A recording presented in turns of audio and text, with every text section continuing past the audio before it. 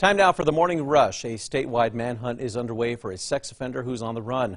George Tice was released on parole back in February, but over the weekend he cut off his ankle monitor and took off. His victim, who was his stepdaughter, says she warned authorities this would happen.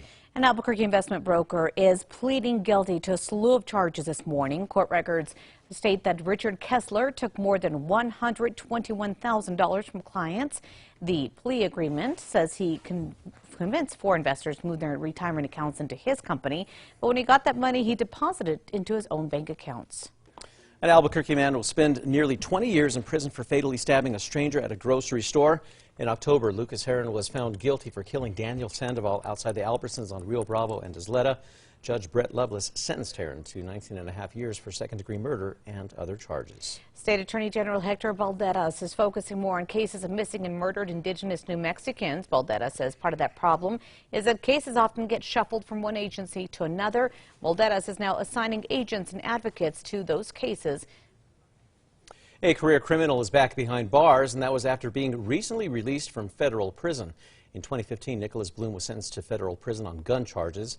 On the day of his release this past September, he was supposed to report to a halfway house but never showed up. Bloom's criminal history includes charges for violent crimes, fleeing police, drugs, and stealing cars. Erica. Here's a look at our school day forecast. Just needing the light layers this morning. It's mild out there with temps in the low 50s and calm winds, but we will be windy and warm later on today. A 75-year-old woman with dementia is dead after being shot by Las Cruces police. Officers say that they responded to a call on Saturday night about a female armed with a knife who was making death threats. According to police, the incident resulted in an officer firing at least one round, hitting and killing the female. The Doña Ana County officer-involved incident task force is now investigating. Crews in Mora County continue to fight the Cooks Peak fire this morning as it rapidly grows in size. That fire has been burning about 50 miles north of Las Vegas. It's grown to more than 3,500 acres. It's 0% contained still. The fire is moving toward the Colfax County line. Meanwhile, a new fire is now burning in the Santa Fe National Forest. At last check, the Calf Canyon fire is currently 300 acres and 0% contained.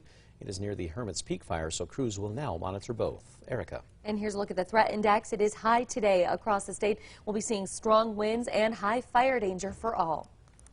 Crews hope to wrap up the McBride fire this week just as Ruidoso students return to school. School officials say, well, going back to school is a step toward getting back to normal. There's still a lot of uncertainty outside of that classroom.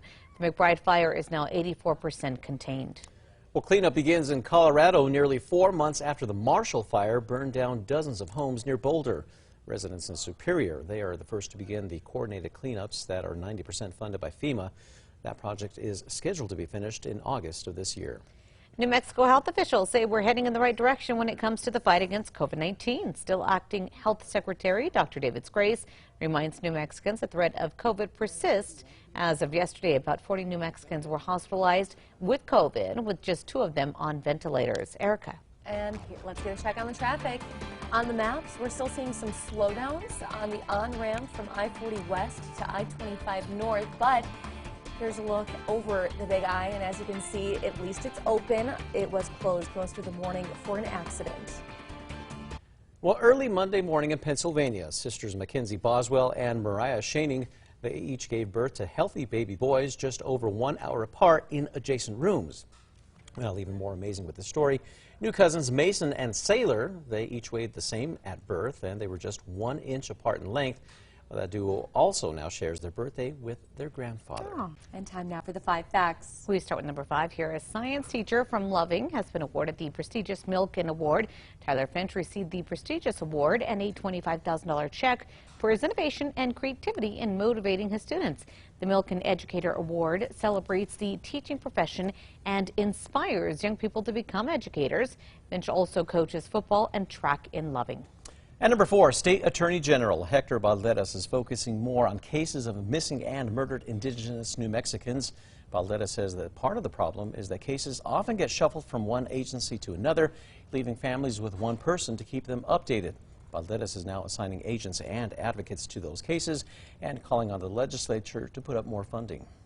And at number 3, it's going to be another windy day. We're quiet now, but winds will pick up by around midday through the afternoon.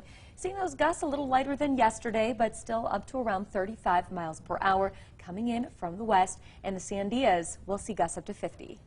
At number 2, a huge story out of southern New Mexico. Civil rights advocates are demanding answers after Las Cruces police officers shoot and kill a 75-year-old woman with dementia in her own home. Police say that they responded to a call on Saturday night about a woman armed with a knife who was making death threats to another person in the home. Well, according to police, the incident resulted in an officer firing at least one round at the woman. She died at the scene. Her family says they are now heartbroken. Meanwhile, the Doña Ana County officer-involved incident task force is investigating. Finally, number 1 for you this hour. A statewide manhunt is underway for a sex offender who's on the run this morning. George Tice was released on parole back in February. Over the weekend, he cut off his ankle monitor and took off. His victim, who was his stepdaughter, says that she warned authorities this would happen. She says she even urged the board to not release him at every parole hearing since his 2011 conviction.